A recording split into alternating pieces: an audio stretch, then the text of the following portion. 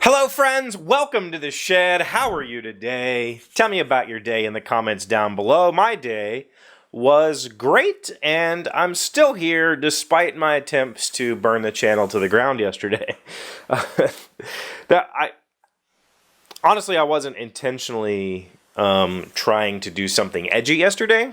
It just so happened that I had watched some videos that had kind of inspired me to talk about that particular subject. So if you're new here, hi, welcome. We picked up a number of subscribers yesterday because of that video, and I want you to know, if you subscribed because of that, thank you. I appreciate you being here. I also am not typically that aggressive. So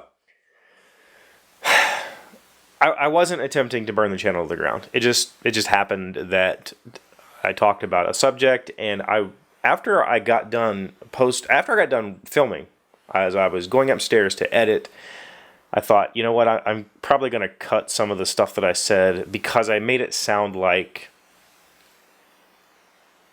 I made a reference that made it sound like I wished some harm would come to Donald Trump or what. I don't wish that at all. That is not who I am as a person.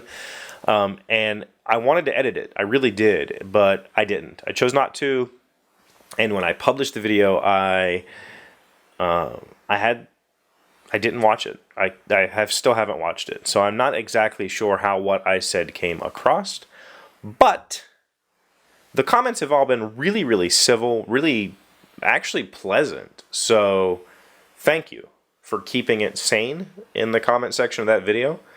That video has been the fastest viewed video I've put up. I've done, there's been about maybe 4 or 5 episodes of the show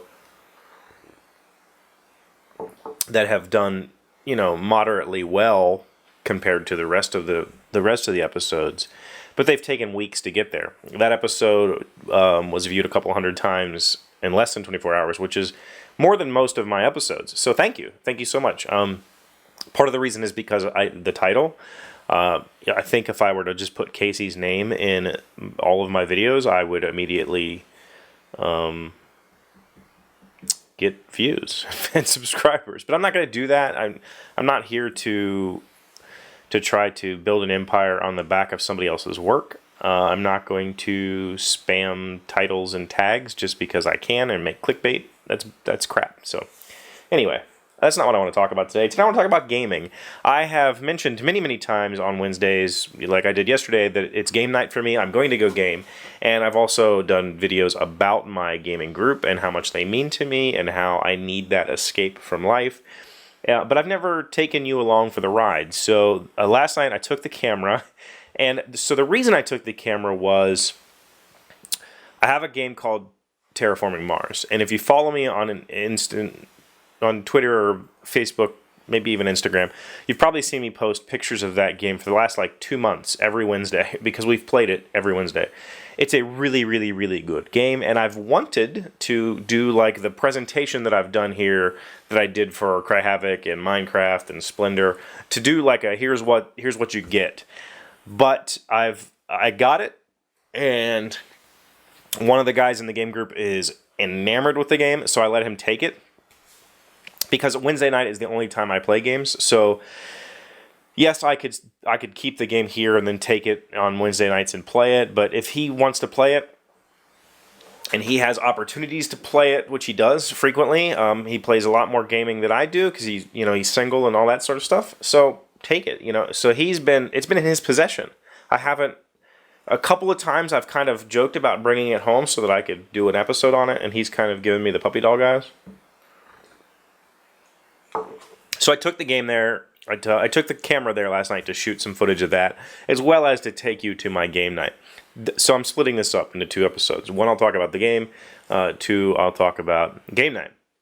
So game night for me is held in my public library. It is in the basement of the library, but I want to clear some misconceptions about gamers in general. Yes, there are like smelly, musty comic book shops where guys meet and play Magic in the dark because there's very few lights, whatever. But that's really like a extreme minority. My game group is in a library. It is a library function. We get a budget for our thing. We have a library employee that runs it, so he's paid to be there. We get snacks provided. It's a adult library function. It's in a very well lit room. I'll run the footage here while I'm talking. It's in a very well lit room. Lots of people show up every week. We have a Facebook groups that we post to, and people just show up. We have like an active community of probably 50 or 60 people, and some people show up every week, some don't, whatever. So it's actually a really healthy environment, both because there's friends around, but I mean that is like it's not a musty, moldy basement somewhere. It's a very nice, very well lit environment. We have nice chairs and tables, and it's actually it's better than some meeting rooms I've been in. And while your town might not have a library game night, chances are you have gamers in your area that meet in similar spaces. It's not a damp dungeon full of Cheetos and Mountain Dew. In fact, I'm not even sure. Yeah, we have Mountain Dew in the fridge. Whatever. So these are the people that I play games with. These are the people that make life exciting for me on Wednesday nights. I just wanted to introduce them to you and show you what I go to every week. So I'm going to roll some footage here now. Well, he stole steel from me. It's only suitable. So you're taking my steel? Your steel production. What? I take 2 steel and you're taking my production? It's only fair. Okay. Hence, that's the words of the Grady Scarpet Consortium. I wish I was in Scarpet. Wait, they're actually indentured workers? They are actually indentured workers. Are we sending criminals to Mars, Jeff? I don't know why they're indentured. They might just have credit cards they can't pay. Bad debt. Bad day. What are you guys building? Castle. Castles in the sky. Did you know that castles of sand fall into the sea eventually? There's no sea.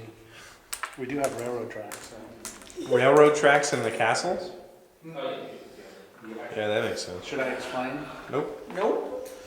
So all those reshuffle, not the top, not the one on the top there. I don't think the news can afford this equipment. Those, yeah. That's your first card. That you use that one. That's one. That group you're seeing there is made up of all sorts of different people, from IT people to news reporters,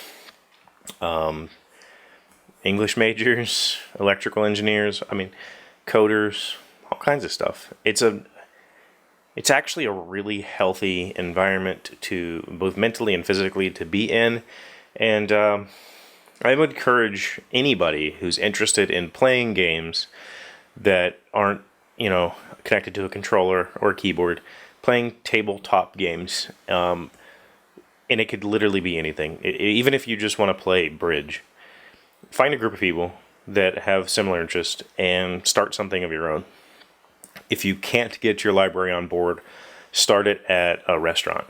Lots of places encourage groups to come spend time in their establishments, like Panera Bread. Panera Bread is a place that I know many of my friends go to in other states to play. And Jamie used to do a knitting group at Panera Bread, so I know they're open to that. Barnes & Noble, they have games. You can go there, buy games, and then play them in their coffee shops. And Barnes & Noble had started I don't know if it's still going. They had started a game night, so look that up in your area. Maybe there is a Barnes & Noble game night, and that is an actual, that's a business doing that, but they have games there for purchase. People can bring their own games in. They take the cafe area over and have a game night. And I think that even if you don't know anything about the types of games that we play at our game night, if you show up, you will have a blast because we bring games that cover the spectrum of likes and dislikes. I don't know how to describe it. If you're not aware of what board games are out there, you just have to try it. There is something for everyone, I promise you. And yeah, so that's my game group. Probably next week, maybe next week. I'm not sure when. I'm going to show you Terraforming Mars a little more so that you can get excited about it and not be able to buy it because it's sold out worldwide. Sorry, but it's been fun. Thank you so much for keeping yesterday civilized. Please continue to keep it civilized. Thank you to the regulars for kind of helping keep the chat on point. So thank you. Tomorrow is Friday. Don't forget to email me some stuff to put on the show. Chevee@thedailyshed.com. Pictures, stories, threats, whatever you got, jokes, art, anything you want to send it. Don't forget I have the P.O. Box now, and anybody who sends me a letter between now and the holidays, between now and winter solstice, will not only receive a special postcard from the show, but also a little winter solstice themed present for me. Address is in the description. Thank you guys for being here. As always, I really do appreciate it. If you like my content, please give this video a thumbs up. Let me know how your day went in the comments down below. Don't forget, if you're new here, please hit the subscribe button. It doesn't cost you anything, and it really helps out my channel. And continue to share my videos on all your favorite social media platforms. Thank you guys so much. I will see you tomorrow. Hey, Doc, wait! I want to ask you something. Today's random fact comes from pumpkinnook.com. It's pumpkin season. What vegetable was carved before pumpkins? Pumpkins were not the first vegetable to be carved, obviously, or this question wouldn't have been asked. Long before pumpkin carving became popular, Celtic people in Ireland were carving turnips and lighting them with embers to ward off evil spirits. This Celtic custom is the historical root of Halloween pumpkin carving. What? A turnip? How big? A turnip's like a base like this. How do you carve a turnip? It's just like a little root, right? Am I crazy? I think we're gonna have to do this on the show. I'm gonna get some turnips and we're gonna carve them for Halloween. We'll see how that works.